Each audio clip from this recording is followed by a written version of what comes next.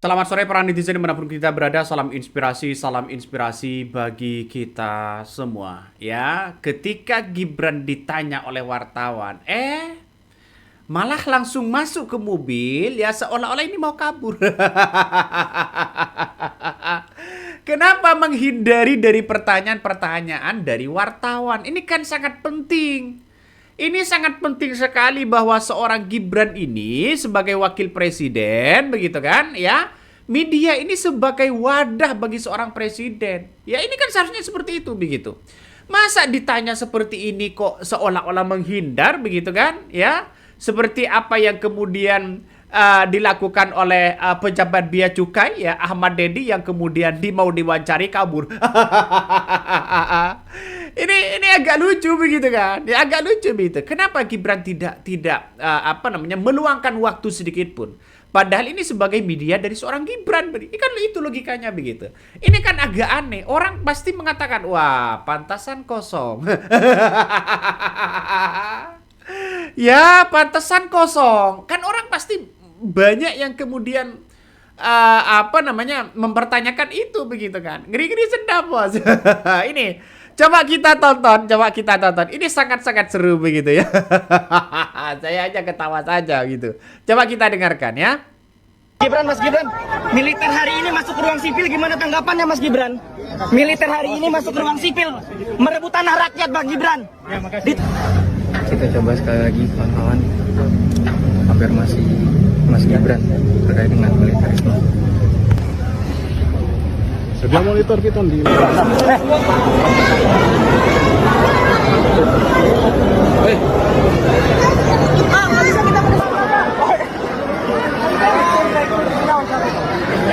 Pak Gibran, saya dari pers lokal Pak. Aduh. Oke. Pak Wapres 2 menit Pak Wapres.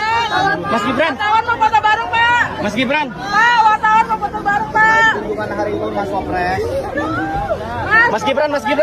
Militer hari ini masuk ke ruang sipil, gimana tanggapannya Mas Gibran? Militer hari ini masuk ke ruang sipil, merebut tanah rakyat Bang Gibran. Ya, makasih. Di tulang bawang Bang Gibran. Mas, ya tenang Mas ya. Minum dulu lah. Pak Gibran. Nah, itulah yang kemudian ya disampaikan dalam beberapa media sosial. Kenapa ini seolah-olah menghindar dari pertanyaan-pertanyaan wartawan? Bagaimana tidak menjadi spekulasi di publik begitu kan, bahwa apakah ini benar-benar Gibran kosong, blong dan sebagainya begitu kan ya. Orang pasti muncul spekulasi ya. Orang pasti mengatakan apa sih ya kekuatan yang mau diberikan, yang disampaikan dari Gibran kepada masyarakat. Kan orang pasti bertanya-tanya itu begitu.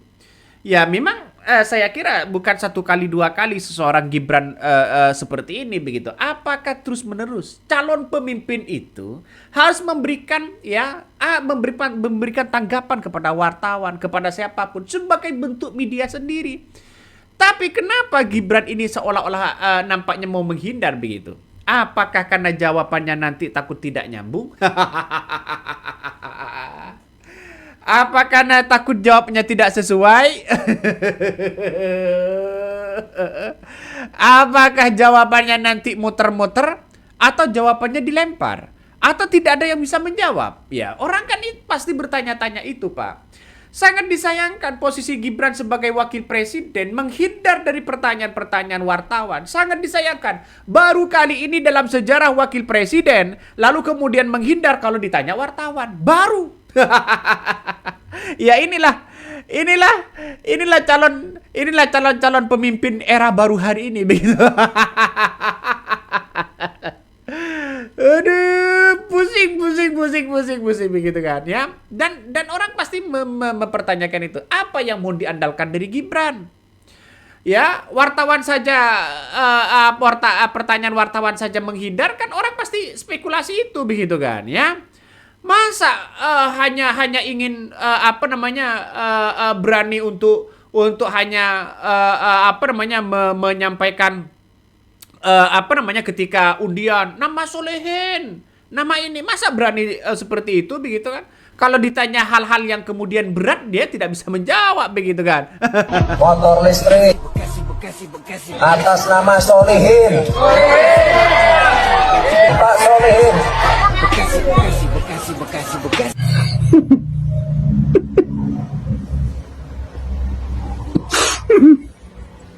Nah, ini salah satu netizen. Masa pekerjaan wakil presiden seperti itu? Inilah ngeri-ngeri sedap, bos. Ya, ngeri-ngeri sedap. Ya, mending kalau menurut saya pribadi, begitu kan, ya kabur aja, begitu. Kok bisa, Bang? Ya, seperti bea cukai, begitu kan. Seperti bea cukai, ya Ahmad Dedi, ya begitu kan. Yang berlari menghindari wartawan, begitu kan, ya. Usai pemeriksaan dari KPK, begitu. Ada yang tahu nggak? Coba kita tonton. Ini biar seru, begitu kan, ya. Mending kabur seperti ini aja begitu. biar masyarakat Indonesia ya lucu-lucu begitu kan ya ini. Ya, jangan lari, Pak. Pak. Pak. Ada ini.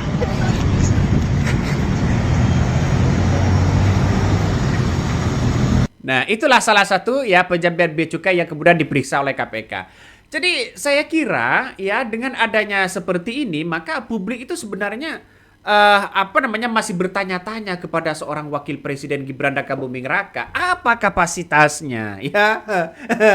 Padahal ini digadang-gadang menjadi salah satu pengganti Presiden Prabowo Subianto. Keren kan? Aduh. Masa ya seorang pemimpin seperti itu begitu. Saya sampai frustasi untuk membahas ini begitu. Coba kita lagi komentar dari netizen ya. Itu bukan irit bicara, ya tapi nggak ngerti. Takut ditanya macam-macam, nggak bisa menjawab, mending diam dan kabur. Aduh, ini. Beda dengan Wapres Pak JK dulu begitu kan. Konflik aja dia datangi, hadapi dan didamaikan, apalagi cuma wawancara.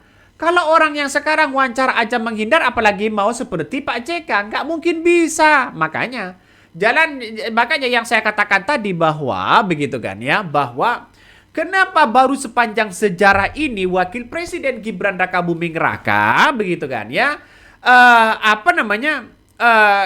kalau diwawancari menghindar. Makanya orang muncul spekulasi, jangan-jangan nggak bisa menjawab, jangan-jangan lempar jawaban, jangan-jangan tidak ngerti, jangan-jangan lebih baik diam. Kan orang pasti muncul spekulasi itu, Pak. Padahal ini adalah media Bapak. Ya, ini adalah media Presiden Prabowo Subianto, Wakil Presiden Gibran begitu kan. Itu medianya. Jadi saya kira hal-hal seperti itu bisa kita lihat begitu kan. Komentar netizen ramai diperbincangkan begitu. Masa Wakil Presiden Gibran Rakabuming Raka begitu kan ya tidak bisa menjawab dengan itu begitu. Ini banyak pertanyaan seperti itu begitu. Ini kan gini-gini sedap. Nih salah satunya coba baca. Paling jawabannya nggak jauh dari hilirisasi dan AI. Kemampuan pilihan termul cuma bisa seperti itu aja. Kualitas wapres mereka bikin turun kelas. Kalau nanya harus tentang AI atau coding. Wapres-wapresan ini gimana begitu kan ya? Masa bisa hanya seperti itu? Aduh. Ya. Jadi kan agak lucu, Pak. Ya agak lucu begitu kan. Ya masa sekelas Wapres Gibran sukanya kayak gitu begitu kan. Ya ini kan kritikan dari netizen ya. Jadi apakah dia memang tidak mampu atau pura-pura tidak mampu atau bagaimana begitu. Ini banyak komentar netizen begitu kan ya. Kata Rocky Gerung ya, memang dia nggak mampu. Kalian dandanin apapun kapasitasnya di bawah standar. Udah, ngeri kan? Jadi ini banyak begitu kan. Percuma Gibran itu didandan sedemikian rupa. Ya kalau kapasitasnya seperti itu ya tetap tidak mampu, Pak. Ya. Ini mungkin diibaratkan sekelas ya bawah dan atas lah begitu kan. Ya, mau didandanin seperti apapun tidak bisa mereka. Kenapa? Tergantung dari kapasitas dan kepintaran seseorang. Makanya yang saya katakan sekarang ini, bahwa sejarah kepemimpinan di Indonesia saat ini sebagai posisi wakil presiden, ya sejarah yang menjadi sejarah baru sekarang ini. Termuda, satu. Yang kedua begitu kan, selain termuda, ya tidak mampu menjawab, menghindari pertanyaan-pertanyaan wartawan. Dan ini kan menjadi sejarah baru. Wakil presiden di mana-mana begitu kan ya, kalau ditanya itu justru bangga sebagai bentuk klarifikasi, sebagai bentuk penghormatan terhadap media, jurnalistik dan sebagainya. Sebagai bentuk inilah media kita. Kan itu logikanya. Jadi percuma wakil presiden Gibran Rakabuming Raka datang meninjau tapi tidak disampaikan kepada publik. Apa sih sebenarnya itu yang mau disampaikan dari Gibran? Apa? Poinnya apa? Substansinya apa? Kan itu, bos. Kenapa saya lagi marah? Kan kenapa saya yang marah begitu kan? Ya kan itu adalah pemimpin saya begitu kan? Kan itu.